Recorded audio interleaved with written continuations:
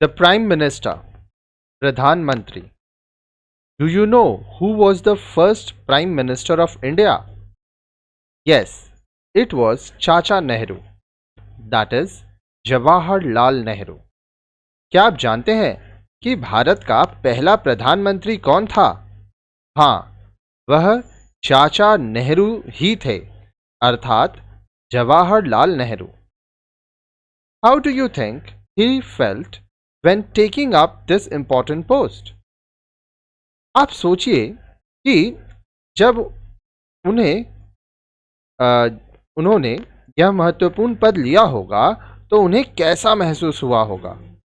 Remember that India at that time had just gained independence from British rule. याद कीजिए कि उस समय भारत को अंग्रेजों के शासन से स्वतंत्रता प्राप्त हुई ही थी. What were the challenges faced? उनके सामने, जवाहरलाल नेहरू जी के सामने कौन सी चुनौतियां थीं? Let us see from his own words written in his book The Discovery of India. आइए हम उनकी ही शब्दों में जानें उनकी पुस्तक डिस्कवरी ऑफ इंडिया में लिखित. India is not a poor country. She is abundantly supplied with everything that makes a country rich, and yet her people are very poor. India has the resources as well as the intelligence, skill, and capacity to advance rapidly. Bharat एक गरीब देश नहीं है. उसके पास वह सब कुछ है जिससे एक देश अमीर बनता है, और फिर भी यहाँ के लोग बहुत गरीब हैं. भारत के पास संसाधन है तथा तेजी से आगे बढ़ने के लिए बुद्धिमत्ता, इंटेलिजेंस, कौशल, स्किल और क्षमता, कैपेसिटी है. He added, we must aim at equality. Not only must equal opportunities be given to all, but special opportunities for educational, economic, and cultural growth must be given to backward groups so as to enable them to catch up with those ahead of them. Any such attempt to open the doors of opportunity to all in India will release enormous energy and ability to transform the country with amazing speed. Nehru felt a great sense of responsibility to take the country forward because, as a Prime Minister, he had a major role to play. Nehru ji ने आगे लिखा था, हमारा लक्ष्य समानता होना चाहिए. सबको केवल समान अवसर प्रदान करना ही नहीं, बल्कि शैक्षिक, आर्थिक और सांस्कृतिक उन्नति के लिए विशेष अवसर प्रदान करना चाहिए, ताकि वह अपने से आगे वालों तक पहुंचने के योग्य हो सकें. भारत में अवसरों के द्वार सबके लिए खोलने के किसी भी प्रयास से इस देश को विस्मयकारी दर से बदलने की अपार ऊर्जा और योग्यता प्राप्त होगी. नेहरू ने देश को आगे ले जाने के महान दायित्व का अनुभव किया, क्योंकि प्रधानमंत्री के रूप में उसको एक प्रमुख भूमिका निभानी थी. If you listen to the news on television or radio, you will find today that we hear about the Prime Minister much more frequently than any other office under the Union government. यदि आप television अथवा radio पर समाचार सुने तो पाएंगे कि आज भी हम संघीय सरकार के किसी अन्य पद से कहीं अधिक प्रधानमंत्री के विषय में सुनते हैं. In fact, the Prime Minister is the most important functionary at the center. वास्तव में प्रधानमंत्री केंद्र में अति महत्वपूर्ण पद है। If you go through the constitution, you may get a different impression because all the powers are mentioned as powers of the president, but one provision turns the situation. यदि आप संविधान पढ़ें तो आपको एक अलग छवि प्राप्त हो सकती है, क्योंकि सभी शक्तियों को राष्ट्रपति की शक्तियां बताया गया है, लेकिन केवल एक प्रावधान सारी स्थिति को पलट देता है। According to the Constitution, there shall be a council of ministers with the Prime Minister at the head to aid and advise the President, who shall act according to that advice. संविधान में दर्ज है कि राष्ट्रपति को सहायता और परामर्श देने के लिए प्रधानमंत्री की अध्यक्षता में एक मंत्रिमंडल होगा और राष्ट्रपति इस परामर्श के अनुसार कार्य करेंगे। In fact, the president is bound to exercise all the powers exactly according to the advice of the Council of Ministers, which is headed by the Prime Minister. It is the Prime Minister who is the real head of the Union Executive. वास्तव में राष्ट्रपति प्रधानमंत्री की अध्यक्षता में मंत्रिमंडल की सलाह परामर्श पर कार्य करने के लिए बाध्य है। प्रधानमंत्री ही संघीय कार्यपालिका का वास्तविक अध्यक्ष मुखिया होता है। The Prime Minister is appointed by the President, but the President has to invite only that person to be the Prime Minister who is the leader of the majority in the Lok Sabha.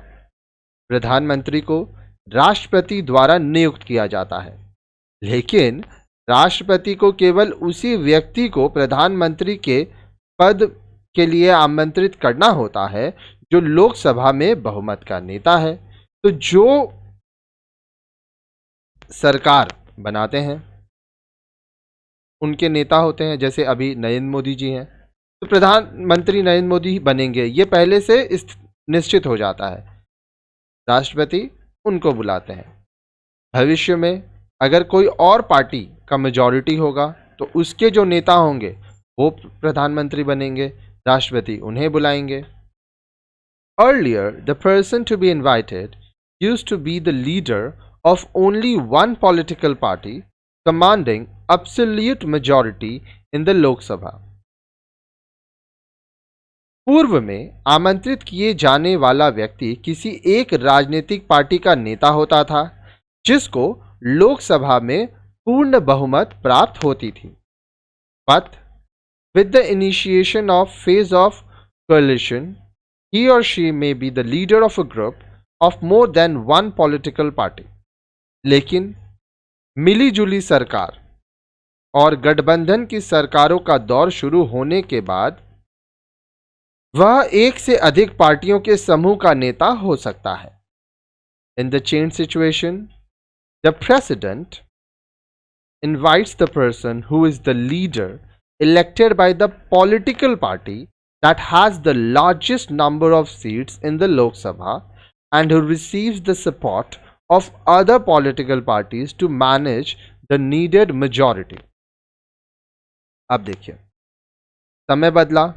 परिवर्तित स्थिति में राष्ट्रपति उस व्यक्ति को आमंत्रित करता है जो लोकसभा में सबसे अधिक सीट जीतने वाली पार्टी का नेता होता है तथा जिसे आवश्यक बहुमत जुटाने के लिए अन्य पार्टियों से समर्थन प्राप्त होता है।